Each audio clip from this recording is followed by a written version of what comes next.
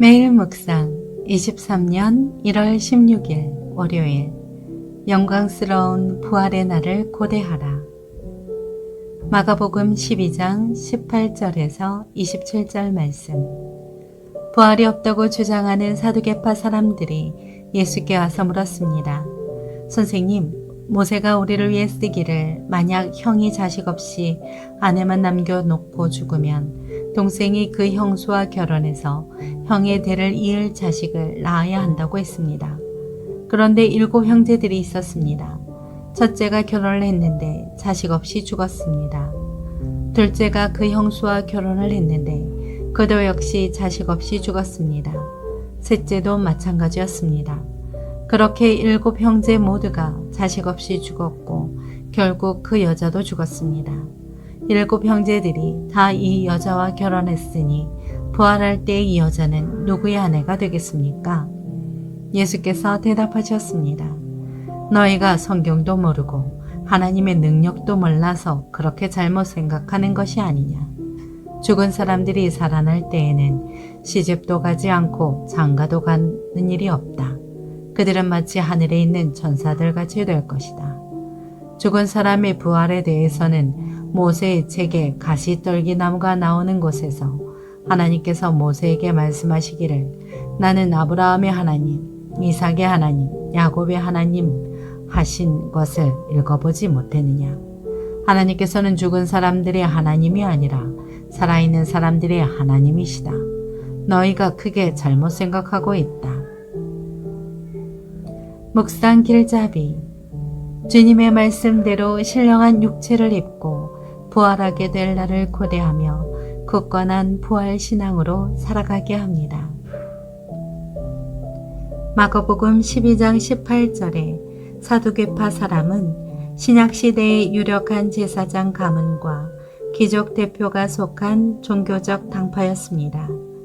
이들은 모세 오경만을 하나님의 말씀으로 받아들였으며 죽은 자의 부활과 천사와 영의 존재를 믿지 않았습니다.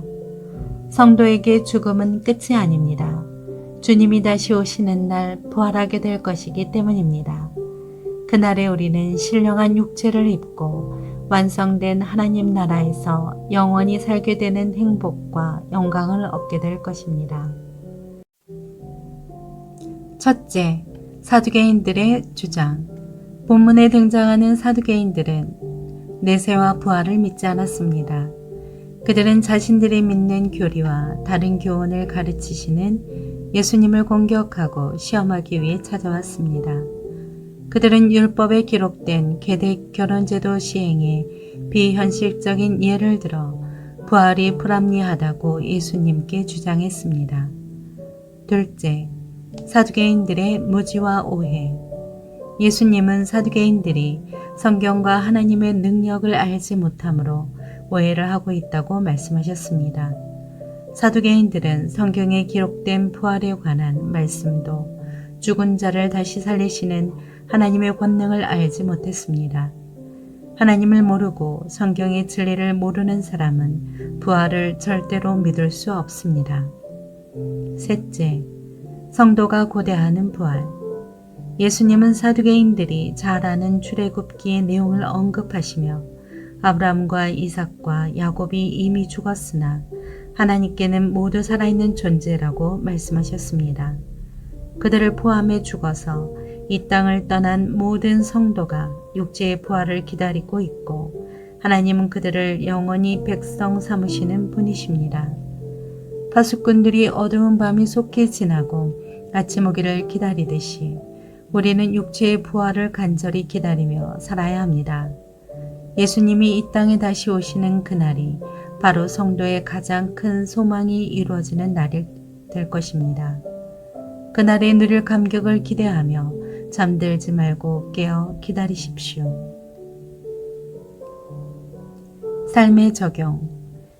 예수님을 직접 만났던 첫 번째 증인들은 사라져갔고 다른 세대가 오고 또 옵니다. 증인들은 사라져가고 우리에게는 말씀밖에 남은 것이 없습니다. 그러나 말씀은 사건을 일으킵니다. 말씀이 일으킨 사건으로 형성된 교회가 우리들 가운데 있습니다. 이러한 의미에서 교회는 부활하신 그리스도의 몸입니다. 그리스도의 몸인 교회는 우리로 하여금 부활 사건을 상기시킵니다. 교회가 매주 모여 드리는 예배는 예수 그리스도의 부활 사건을 현재화하는 구원의 축제가 아니고 무엇이겠습니까? 부활에 대한 바른 믿음과 깨달음을 가지고 세상에서 복음을 전하십시오. 기도합니다.